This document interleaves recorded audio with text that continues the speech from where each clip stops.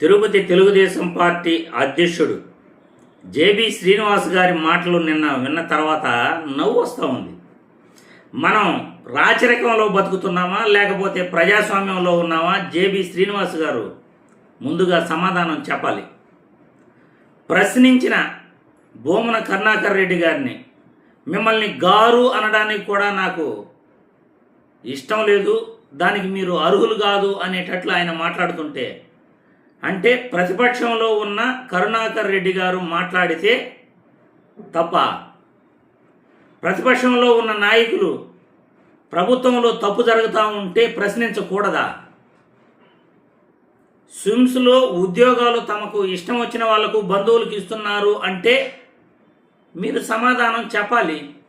అయ్యా మేము చూడు పద్ధతిగా నోటిఫికేషన్ ఇచ్చాము, నోటిఫికేషన్ ఇచ్చి ప్రయారిటీ ప్రకారం ఫలానా వాళ్ళకి జాబ్ ఇస్తున్నాము, ఇదిగో వాళ్ళ డీటెయిల్స్ మీకు అన్నీ కూడా పూర్తి డీటెయిల్స్ మీ ముందు పెడుతున్నాం, మీరు ఎంక్వైరీ చేయండి, ఎవరి దగ్గర మేము డబ్బులు తీసుకుని ఉద్యోగాలు ఇచ్చాము నిరూపించండి అని వాళ్ళకి సవాలు విసిరాలి. అధికార పక్షంలో ఉన్నవాళ్ళు ఓపికతో ఉండాలి. అధికార పక్షంలో ఉన్నవాళ్ళు ఓపికతో ప్రతిపక్షంలో వాళ్ళకి సమాధానం చెప్పాలి. తిరుమల తిరుపతి దేవస్థానంలో అన్యాయాలు జరుగుతున్నాయి అన్నది వాస్తవం కాదా? గత ప్రభుత్వంలో కంటే ఈ ప్రభుత్వంలో ఏమి అభివృద్ధి చేశారో చెప్పండి.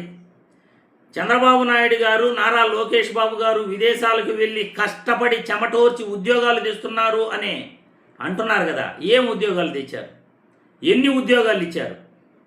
జగన్మోహన్ రెడ్డి గారు అధికారంలోకి వచ్చిన వెంటనే 1,50,000 ఉద్యోగాలు ఆయన భర్తీ చేశాడు. సచివాలయ ఉద్యోగాలు 15,000 రూపాయల జీతం.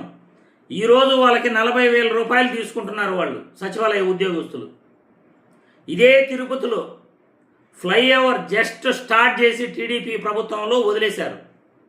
ఆ ఫ్లైఓవర్ని పూర్తి చేసిన ఘనత వైఎస్ఆర్సీపీ నాయకులది. అదేవిధంగా తిరుపతిలో రోడ్లు వేసిన ఘనత కూడా వైఎస్ఆర్సీపీ నాయకులది. అభివృద్ధే జరగలేదు అన్నట్లు మాట్లాడుతున్నారే. భూమన కరుణాకర్ రెడ్డి గారికి ప్రశ్నించే హక్కు లేదు అన్నట్లు మాట్లాడుతున్నారే. మన తిరుపతిలో ప్రాథమిక ఆరోగ్య కేంద్రాలు 2019కి ముందు ఉండేటివా? పోనీ ప్రజా ఆరోగ్యం ఆసుపత్రులు ఎలా డెవలప్ అయ్యాయి? ప్రైమరీ హెల్త్ సెంటర్లు మరియు విలేజ్ హెల్త్ సెంటర్లు తిరుపతి చుట్టుపక్కల రూరల్లో కానీ, రైతు భరోసా కేంద్రాలు, ఇవన్నీ వైసీపీ ప్రభుత్వంలో వచ్చినటివి కావా? అభివృద్ధి కాదా? మెడికల్ కాలేజీలు రాష్ట్రంలో ఏ విధంగా అభివృద్ధి చేశాడో జగన్మోహన్ రెడ్డి మీకు తెలీదా? ఈరోజు తిరుమల తిరుపతి దేవస్థానంలో ఆన్లైన్ టికెట్లు మీరు ఇష్యూ చేస్తున్నారు. ఆన్లైన్ టికెట్ వదిలిన ఒక్క నిమిషంలోనే టికెట్లన్నీ మాయమైపోతున్నాయి. ఎలా మాయమైపోతున్నాయి చెప్పండి? ఇందులో అవినీతి లేదంటారా? పోనీ జేబీ శ్రీనివాస్ గారు తెలుగుదేశం పార్టీ అధ్యక్షులుగా నియమితులయ్యారు కదా, ఒక రోజుకు మీరు ఎన్ని టికెట్లు మీకు తెలిసిన వాళ్ళకి ఇస్తున్నారో మీరు చెప్పండి. ఒక్క టికెట్ కూడా నేను ఇవ్వట్లేదు, అందరికీ సామాన్య భక్తులందరికీ కేటాయిస్తున్నాము అని మీరు నిజాయితీగా చెప్పగలరా? తిరుమల తిరుపతి దేవస్థానంలో అన్యాయం జరగలేదు అని మీరు చెప్పగలరా? పోనీ మీరు లోకల్లో ఉన్నారు కదా, తిరుమల తిరుపతి లడ్డూ ప్రసాదంలో జంతువుల కొవ్వు కలిసిందని మీ నాయకుడు ఆరోపించాడు. ఆ వెంకటేశ్వర స్వామి ముందు మీరు ప్రమాణం చేసి నిజంగా లడ్డూ ప్రసాదంలో జంతువుల కొవ్వు కలిసిందని మీరు వెంకటేశ్వర స్వామి ముందు ప్రమాణం చేయగలరా?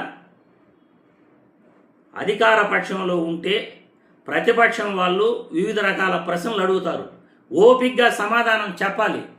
అలా కాకుండా మీకు అర్హత లేదు, మీరు ప్రశ్నించకూడదు, మీ చరిత్ర అందరికీ తెలుసు, తిరుపతి ప్రజలు మిమ్మల్ని వెలివేసేశారు అనటం చాలా చాలా తప్పు. ఈ ప్రభుత్వం అధికారంలోకి వచ్చిన 2.5 సంవత్సరాల్లో మీరు చేసింది ఏమీ లేదు. గత ప్రభుత్వంలోనే తిరుపతి అభివృద్ధి చెందింది. ఫ్లైఓవర్ కానుండి, రోడ్లు కానుండి, ప్రాథమిక ఆరోగ్య కేంద్రాల కానుండి, నాడు నేడు కింద ప్రభుత్వ బడులు బాగు చేయటం దగ్గర నుండి మొత్తం గత ప్రభుత్వంలోనే అభివృద్ధి చేశారు. 5 సంవత్సరాల ముందు తిరుపతి, ఇప్పుడు తిరుపతి మనం చూసుకుంటే ఎంతో అభివృద్ధి చెందింది వైసీపీ ప్రభుత్వంలో. కాబట్టి జేబీ శ్రీనివాస్ గారు, మీరు ప్రతిపక్షాలు మాట్లాడేటప్పుడు సమయంతో వాళ్ళకి సమాధానం చెప్పాలి. మీరు చేసిన తప్పులు వాళ్ళు ఎత్తి చూపినప్పుడు మేము తప్పు చేయలేదు అని మీరు నిరూపించుకోవాలి.